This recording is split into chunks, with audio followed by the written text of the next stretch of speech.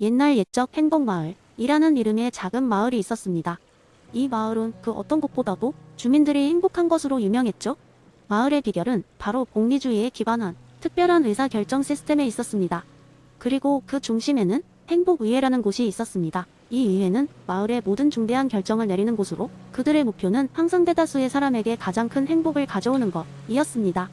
어느 날 마을에 큰 사건이 일어났습니다. 남쪽 벌판에서 발견된 천연 자원이 소문을 타고 마을 전역에 퍼진 것입니다. 주민들은 이 자원을 어떻게 사용할지에 대해 의견이 분분했습니다. 일부는 이를 판매에 부여한 마을로 거듭나자고 했고, 다른 일부는 이 자원을 보존해야 한다고 주장했죠. 이 문제가 커지자 행복의회는 이에 대한 토론을 열었습니다.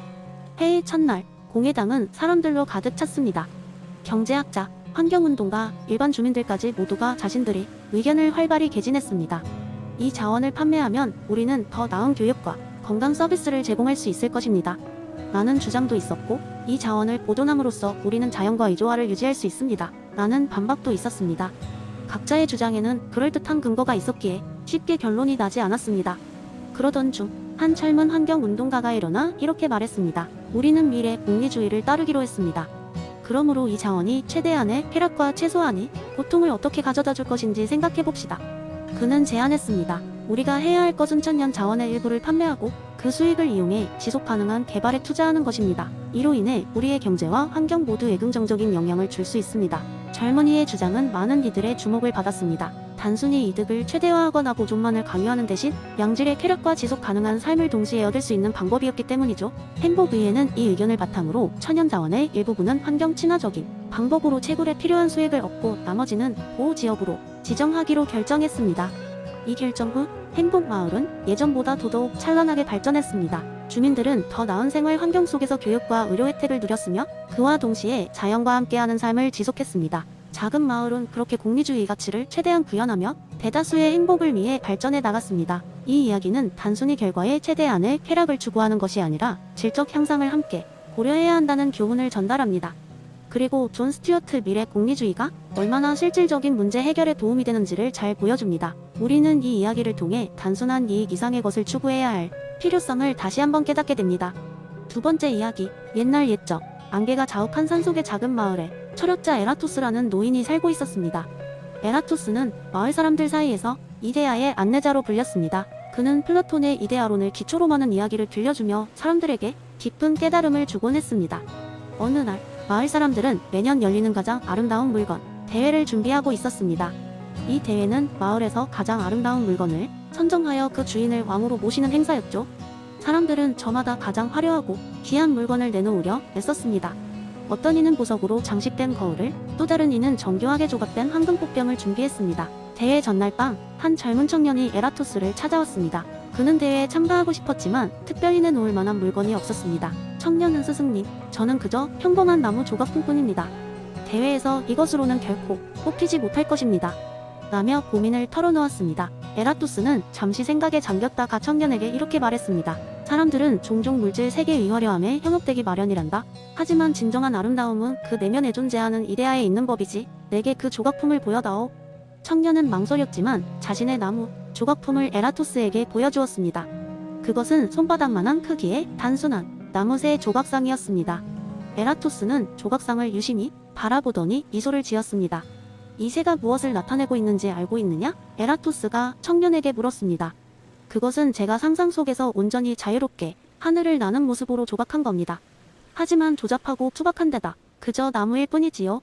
청년이 답했습니다. 에라토스는 고개를 저으며 말했습니다. 겉모습은 중요하지 않다네. 젊은이여. 그 새 조각상은 자유라는 이데아를 담고 있는 것이야.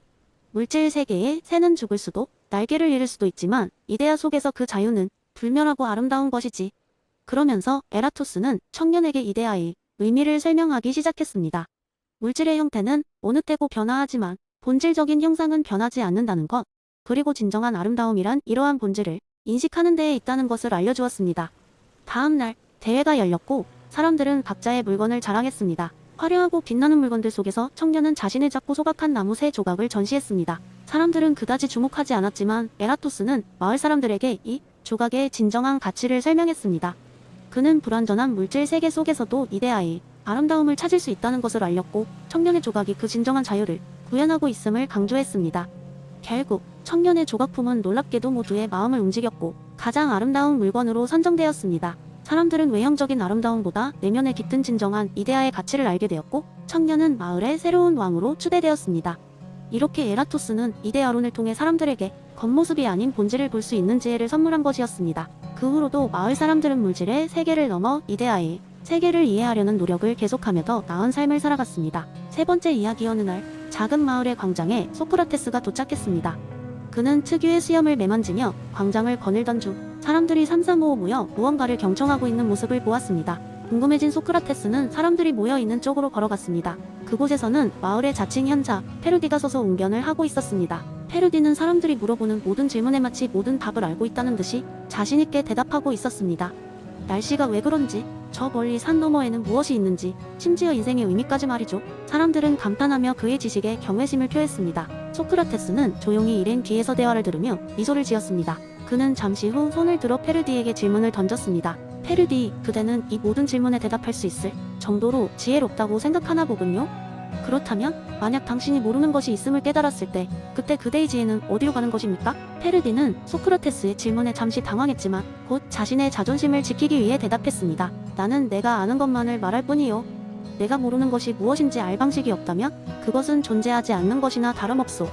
소크라테스는 그 말을 듣고 빙그레 미소를 지으며 다시 물었습니다. 그렇다면 누구도 모르는 것이 없을 만큼 모든 것을 아는 자가 진정으로 지혜로운 사람입니까? 그 순간 사람들은 소크라테스의 질문에 골똘히 생각하기 시작했습니다. 페르디 역시 마음속에 작은 의문이 피어오르기 시작했고 그는 잠시 망설이다가 뭐라고 대꾸할지 몰랐습니다. 소크라테스는 그의 반응을 보고는 한 걸음 앞으로 나섰습니다.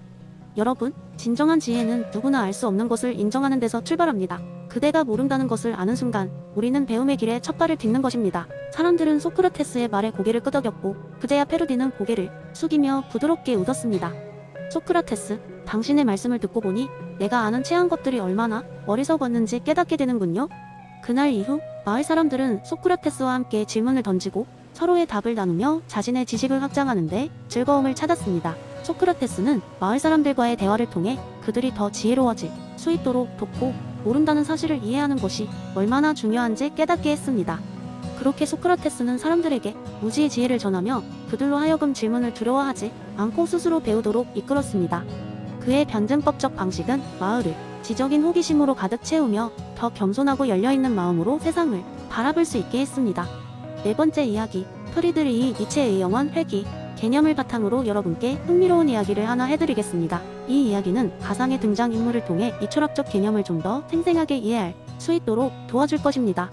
어느 날 마을의 조용하고 자그마한 도서관에서 일하던 노아는 일상적인 자료를 정리하다가 고서적 사이에 기묘한 문양이 새겨진 낡은 책 하나를 발견합니다. 호기심이 일어난 노아는 그 책을 읽기 시작했고 그 책에는 우주의 모든 사건이 무한히 반복된다는 신비로운 이론에 대한 이야기가 담겨 있었습니다. 그 이론은 영원 회귀라는 개념으로 모든 순간은 이미 수없이 반복되었으며 앞으로도 계속 되풀이될 것이라는 내용을 담고 있었습니다. 노아는 그저 이론적인 이야기일 뿐이라고 생각했지만 그날 밤 잠에 든 뒤 이와 관련된 생생한 꿈을 꾸기 시작했습니다. 꿈속에서 그는 이전의 삶을 그대로 다시 살고 있었고 매 순간을 다시 살아가야 한다는 사실을 깨닫게 되었습니다. 처음에는 그 꿈이 단순히 이상한 꿈이라고 여기며 대수롭지 않게 넘겼지만 시간이 지날수록 꿈은 점점 더 구체적이고 선명해졌습니다. 그의 꿈속에서 그는 인생의 수많은 선택 앞에 다시 서게 되었습니다. 이전의 삶에서 했던 선택들을 그대로 반복하기도 했고 때로는 다른 선택을 시도하기도 했습니다. 흥미롭게도 작은 선택 하나가 그의 인생을 완전히 다른 방향으로 이끄는 경우가 많았습니다.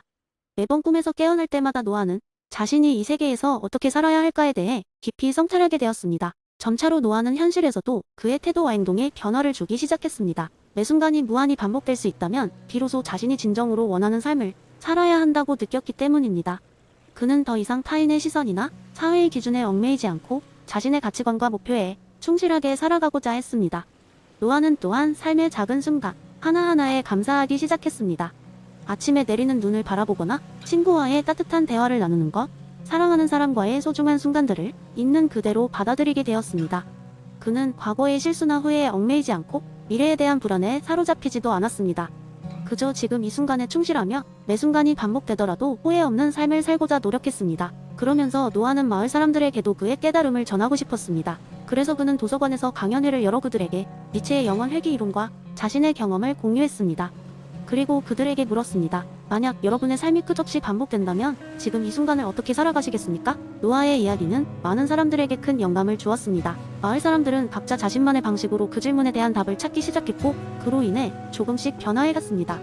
그들은 더 이상 단조로운 일상에 지루해하지 않았으며 매 순간을 소중히 여기고자 노력했습니다. 그리고 그 안에서 진정한 의미와 행복을 찾아가게 되었습니다. 이 모든 것은 니체의 영원 회귀 라는 하나의 철학적 개념에서 시작된 일이었습니다. 그리고 그 개념은 노아와 그의 마을 사람들에게 그들의 삶을 한층 더 깊이 있게 만들어주는 계기가 되었습니다. 이 이야기를 통해 여러분도 잠시나마 생각해보는 시간을 가졌으면 합니다. 여러분의 삶이 과연 무한히 반복된다면 어떻게 살아가시겠습니까? 그것이 바로 지금 여기서 우리가 스스로에게 던져야 할 중요한 질문일지도 모릅니다.